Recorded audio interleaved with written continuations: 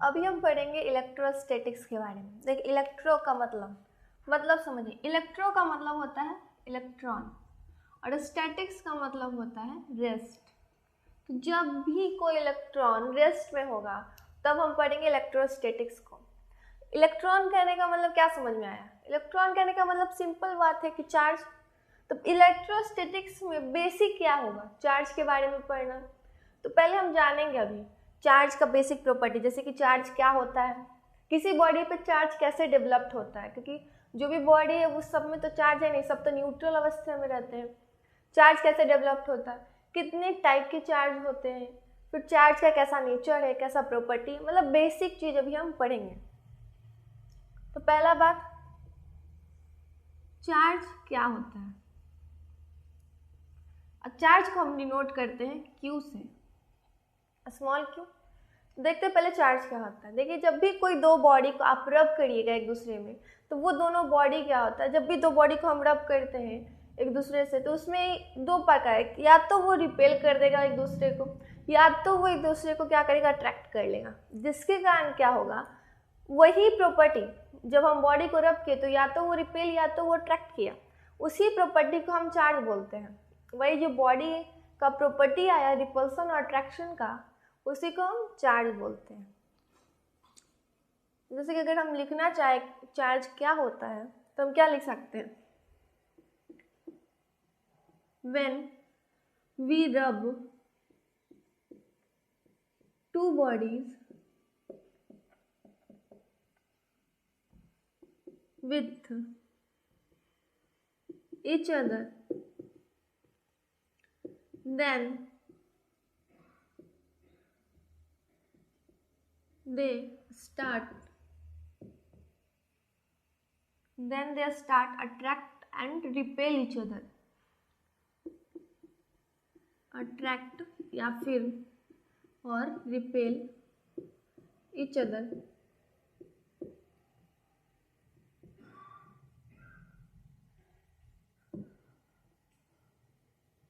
So this property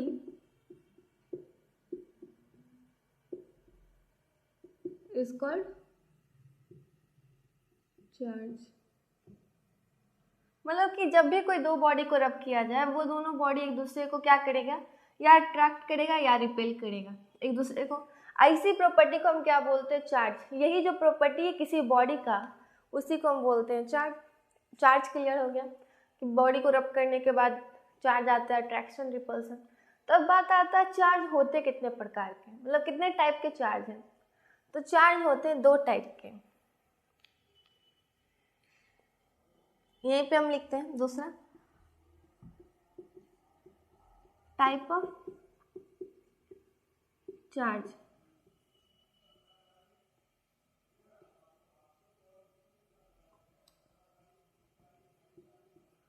positive charge, जिसको हम ऐसे भी सिंबलाइज कर सकते हैं, और निगेटिव चार्ज।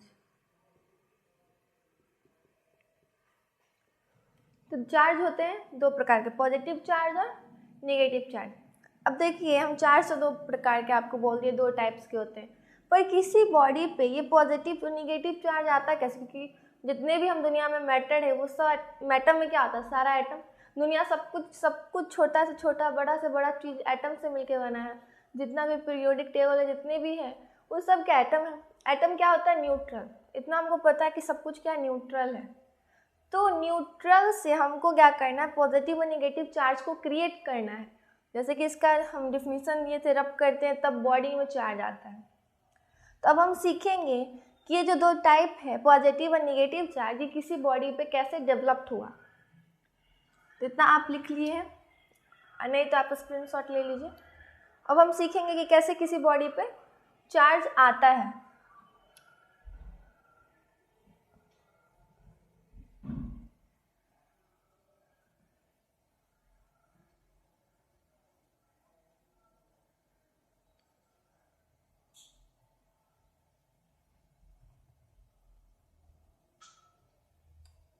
अब देखिए चार्ज डेवलप करने के लिए हमारे पास तो चार्ज ही है दो,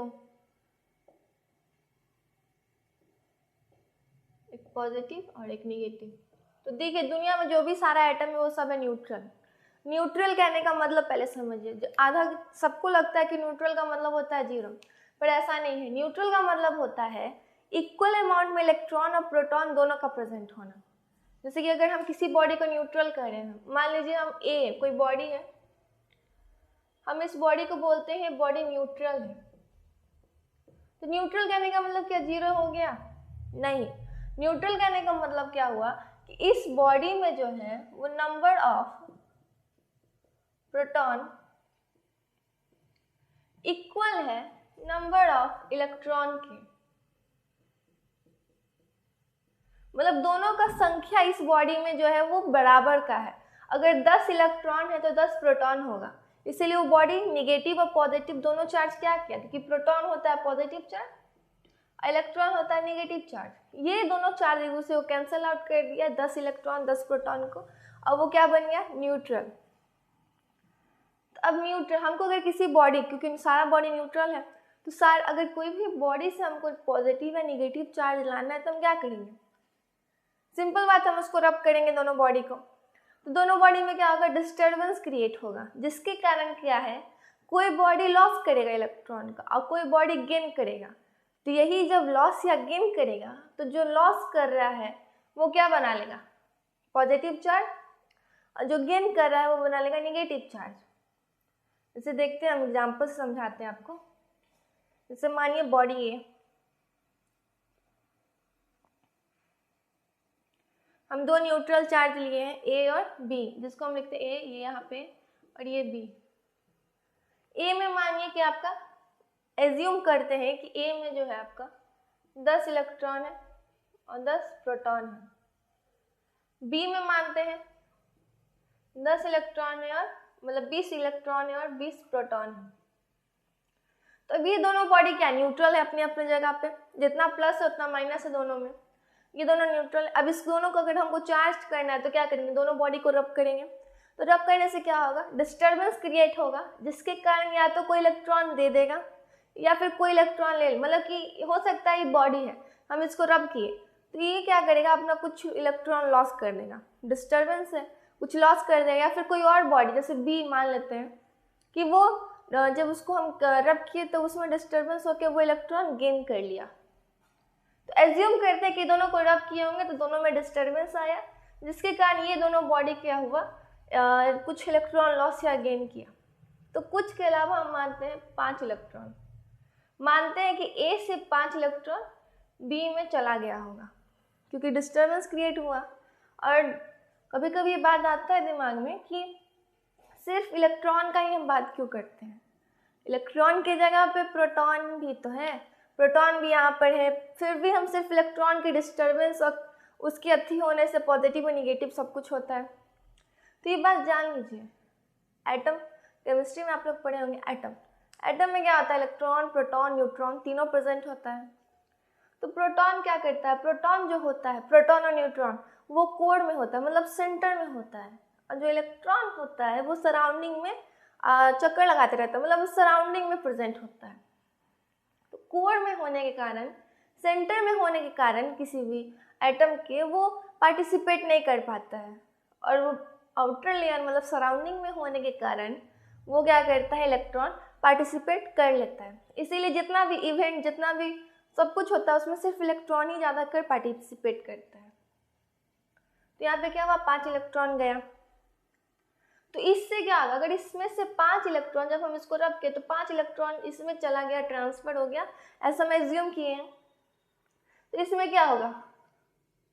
पहले 10 इलेक्ट्रॉन था, अब इसमें क्या बन जाएगा मेरा? 5 इलेक्ट्रॉन। पहले 10 प्रोटॉन था, प्रोटॉन तो उतना ही रहेगा। अब देखिए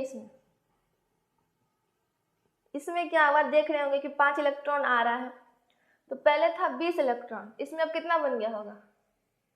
25 इलेक्ट्रॉन, पर प्रोटॉन तो वही है।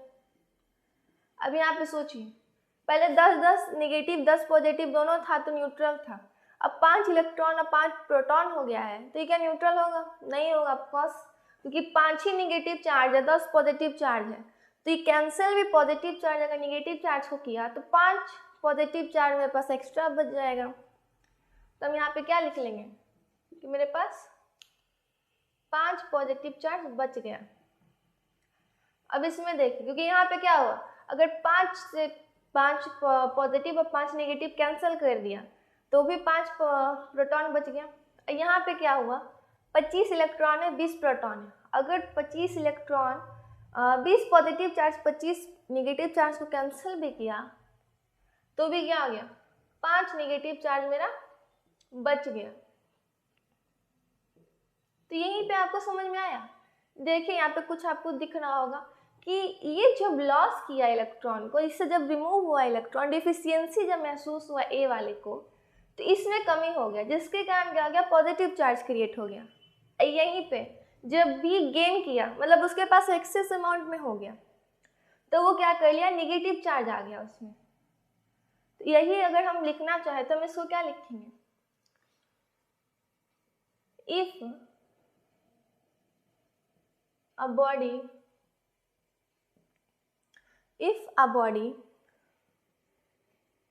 क्या क्या लिख सकते हैं हम, गेन लिख सकते हैं, और क्या लिख सकते हैं, if a body gain,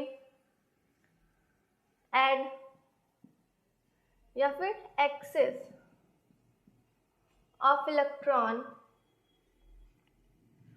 then it's become, जब उसके पास ज़्यादा हो गया, एडिशन हो गया और एक्सेस अमाउंट में इलेक्ट्रॉन हो गया, तो वो क्या बन गया, 20 से 25 हो गया, मतलब वो निगेटिव चार्ज बन गया, मतलब निगेटिव चार्ज। यही कोई body, if a body loss, remove, या फिर क्या, लॉस हुआ, रिमूव हुआ, और क्या हो सकता है, डिफिशियंसी,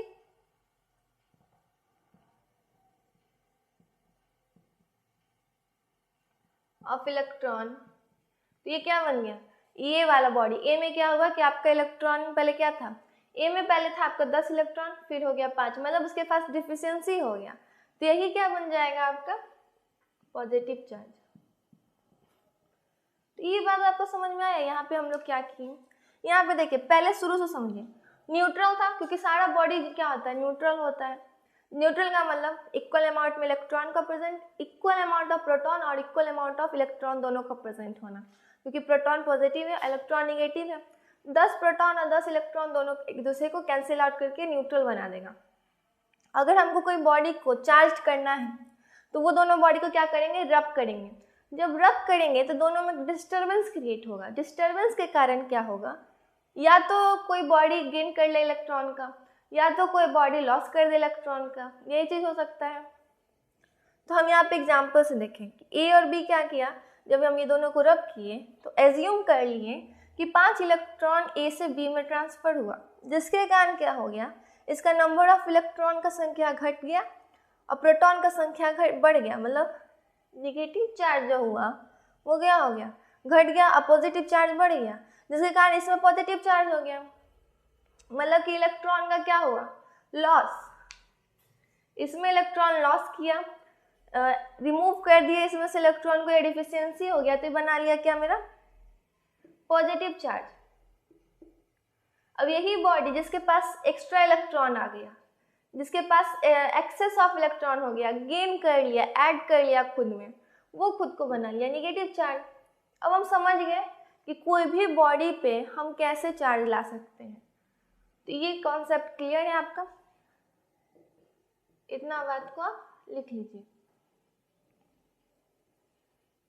अब हम इसके आगे देखिए, इसके आगे पढ़ेंगे कि चार्ज, अभी हम चार्ज पढ़ लिए, व्हाट इज अ चार्ज, हम ये पढ़ लिए कितना टाइप का चार्ज होता है, और हम ये भी जान लेंगे कि किसी बॉडी पे चार्ज कैसे क्रिएट होता है। अब हम जानेंगे कि देखिए 2 चार्ज, इतना समझ में आ गया। अब आपको ये बात समझ में आ गया होगा, यही 2 नेगेटिव चार्ज या 2 पॉजिटिव चार्ज एक दूसरे के, यही 2 बॉडी क्या हो जाए, नेगेटिव, यही 2 बॉडी पॉजिटिव हो जाए, तो दोनों क्या कर देगा, रिपेल कर देगा, मतलब सेम चार्ज या like charge repel each other. और यही दोनों बॉडी अपोजिट हो जाए, यही दोनों बॉडी एक नेगेटिव हो जाए, एक पॉजिटिव हो जाए, तो ये दोनों क्या कर लेगा, अट्रैक्ट कर लेगा। मतलब अनलाइक बॉडी या फिर अपोजिट लिख सकते हैं। दोनों क्या करेगा, opposite charge attract each other. तो हम ये बात लिख सकते हैं यहाँ पे,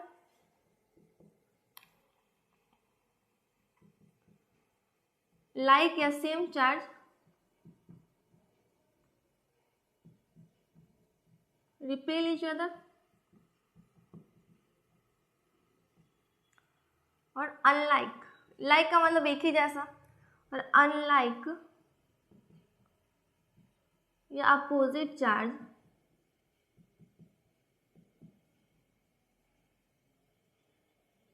अट्रैक्ट ईच अदर।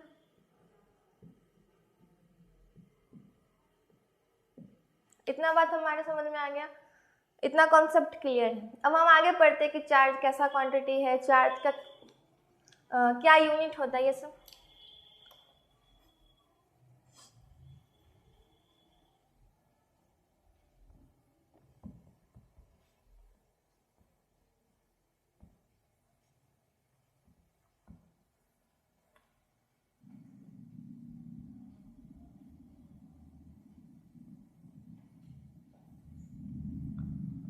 अब देखिए चार्ज का यूनिट, अगर हम बात करते हैं ऐसा यूनिट का, तो चार्ज का ऐसा यूनिट क्या होता है, हम सबको पता है चार्ज का ऐसा यूनिट कूलम होता है, ऐसा यूनिट ऑफ चार्ज कूलम, जिसको हम डिनोट करते हैं C से। चार्ज क्या है, कैसा यूनिट है, मतलब चार्ज कैसा क्वांटिटी है, स्केलर है या वेक्टर। देखिए दुनिया में जितना भी फिजिक्स में चीज है वो सब कुछ बटा हुआ है किसमें किसमें, या तो वो वेक्टर या तो स्केलर। तो चार्ज क्या है, स्केलर क्वांटिटी है।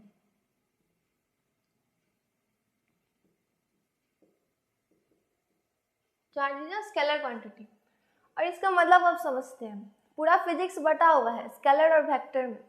तो ये जो हम लिखे हैं यहाँ पर चार्ज स्केलर क्वांटिटी है, कैसे, क्योंकि स्केलर का मतलब होता है सिर्फ मैग्नीट्यूड होना। स्केलर में क्या होता है, सिंपल आप ऐड कर सकते हैं, सिंपल सब्ट्रैक्ट कर सकते हैं। यही चीज़ अगर कोई वेक्टर क्वांटिटी हो तो उसमें हमको फॉर्मूला लगाना पड़ता है। फॉर्मूला क्या होता है, root under A square plus B square plus 2ab cos theta. Scalar quantity में कोई फॉर्मूला का जरूरत नहीं है, सिंपल एडिशन, सिंपल सब्सट्रैक्शन करना है। जैसे कि हम एग्जाम्पल लेते हैं, मानते हैं कि कोई एक बॉडी, दो बॉडी जिसमें एक में 10 कूलम चार्ज है और एक ही बॉडी में 10 कूलम है और 6 कूलम है। तो अगर हमसे कोई पूछ दे नेट चार्ज कितना, मतलब कि टोटल चार्ज उस बॉडी में कितना है, तो हम क्या करेंगे, सिंपल प्लस कर देंगे और हम बता देंगे क्या, उस बॉडी में 16 कूलम चार्ज है। तो इसका मतलब समझ में आ गया चार्ज क्या, स्केलर क्वांटिटी। अब हम आगे एक और कॉन्सेप्ट पढ़ेंगे, डायमेंशन। कभी कभी क्वेश्चन नीट IIT इस समय पूछ देता है डायमेंशन बताइए चार्ज का, तो डायमेंशन कैसे निकालेंगे वो देखते हैं।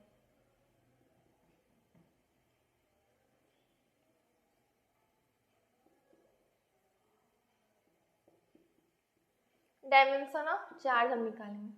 देखिए डायमेंशन निकलता है 7 क्वांटिटी में, आप पढ़े होंगे। तो इस डायमेंशन अगर हमको चार्ज का निकालना है तो चार्ज को लिखते हैं, चार्ज का यूनिट क्या होता है, कूलम। क्या होगा, कूलम। क्या कूलम वो सातों क्वांटिटी में आता है, नहीं।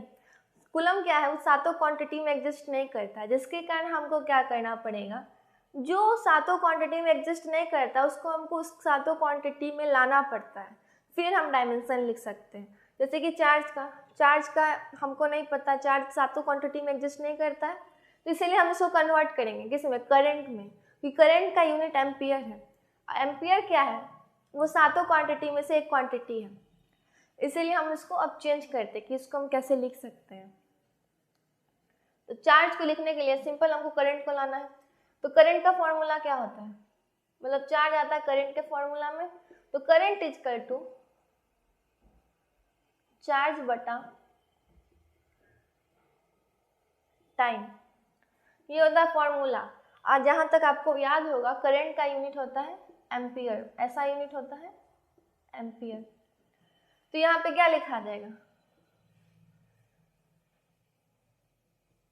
Ampere is equal to Q/T हमको निकालना है चार्ज का, तो Q इजकल टू क्या होगा, A एम्पियर इंटू टाइम। कुछ भी वैल्यू नहीं है तो वैल्यू क्या है 1, दोनों के ऊपर 1। अगर किताब या कभी क्वेश्चन में कहीं भी अगर आंसर A और T में डायमेंशन निकाला हुआ है तो हम यही टिक मार देंगे।